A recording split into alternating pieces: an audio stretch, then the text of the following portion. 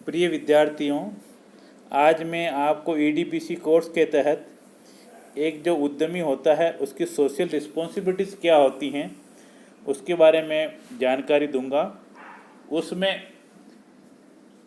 उसमें प्रमुख रूप से उसकी जिम्मेदारियां ये हैं, स्वयं के प्रति है, स्वयं के उपक्रम के प्रति है, इन्वेस्टर्स के प्रति है, कर्मचारियों के प्रति है और कंज्यूमर्स के प्रति है और प्रोफेशनल वॉलेंट्री ऑर्गेनाइजेशंस हैं उनके प्रति है, अन्य व्यावसायिक संस्थानों के प्रति है और स्थानीय समुदाय है उनके प्रति है, सरकार के प्रति है और दूसरे देशों के प्रति है।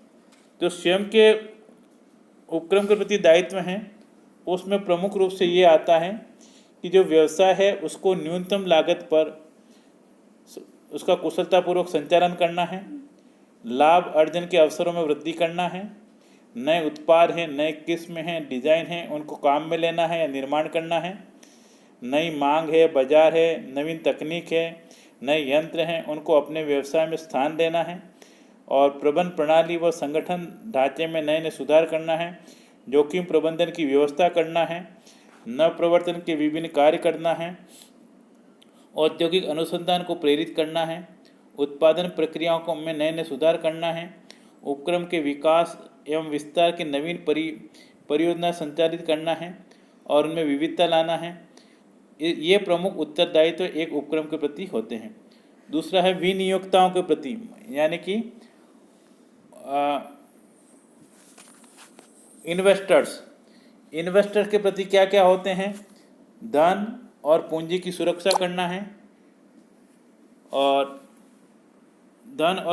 सुरक्षा करना है विनियोजित धन पर उचित दर से लाभांश वितरित करना है। इसके अतिरिक्त विनियोक्ताओं को आवश्यक सुविधाएं एवं प्रगति और तथ्य प्रदान करना है। सभी वर्ग स्तर के विनियोक्ताओं के हितों की रक्षा करना है और लाभदायक परियोजना है उनमें विनियोग के अवसर प्रदान करना है।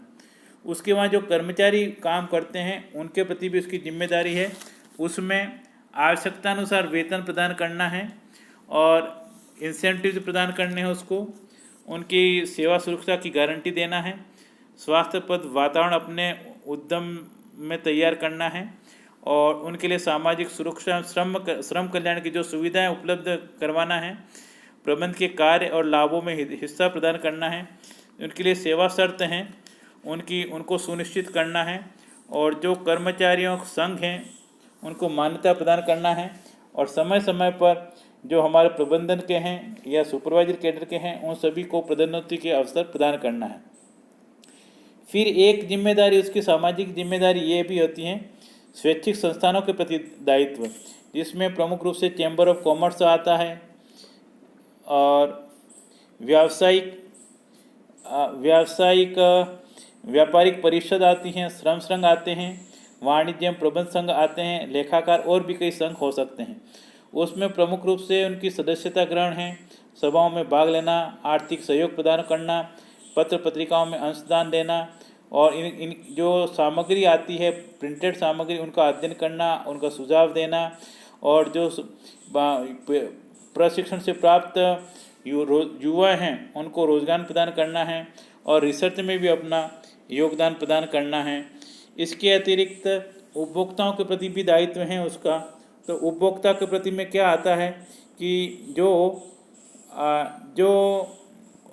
जिनके लिए अपन उत्पाद तैयार करते हैं उनको उचित मूल्य पर देना है और उनके अनुसार नवीनतम किस्म है या डिज़ाइन है या नया उत्पाद तैयार करना है, उत्पाद की नियमित आपूर्ति बनाए रखना है और माप तोल को भी उचित रखना है। जो दूषित प्रवृत्तियां होती हैं जैसे संस्थान में जमाखोरी, मिलावट, अनुचित लाभ, मूल्य वृद्धि, कृत्रिम मांग, उनका परित्याग करना है और उपभोक्ता संघ से संपर्क करना है और उपभोक्ता की जो प्रकृति है, आय है, रुचि है और आवश्यकता है उनके अनुसार परिवर्तन लाना है।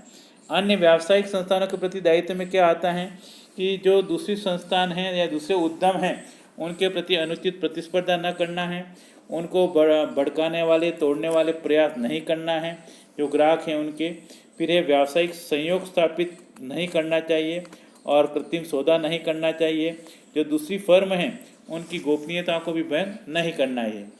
फिर जो सामाजिक स्थानीय समुदाय हैं जहाँ पर हमने हमारा उद्यम लगाया है, तो वहाँ के जो लोग हैं उनको रोज़गार में प्राथमिकता देना है।